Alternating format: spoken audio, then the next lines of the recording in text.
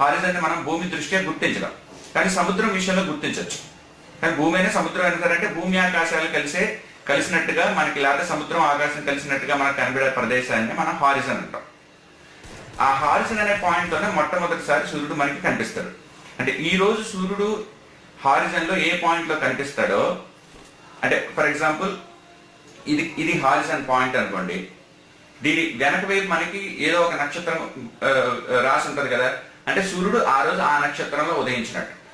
అయితే మీరు అనొచ్చు, మరి రోజు సూర్యుడు తూర్పును ఉదయిస్తాడు కదా, ప్రతిరోజు మరి రాశులు ఒక్కొక్క రాశి నుంచి ఒక రాశికి వెళ్ళటం ఏంటి, ఒక రాశి నుంచి ఒక రాశికి వెళ్ళటం ఏంటంటే, దానికి మనకి ఈ ఉత్తరాయణం దక్షిణాయనం గురించి కొంత తెలియాలి.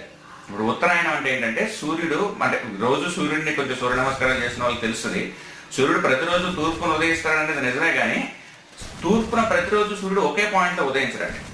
మెల్లగా సూర్యుడు ఏంటంటే ఉత్తరాయణ కాలంలో ఉత్తరం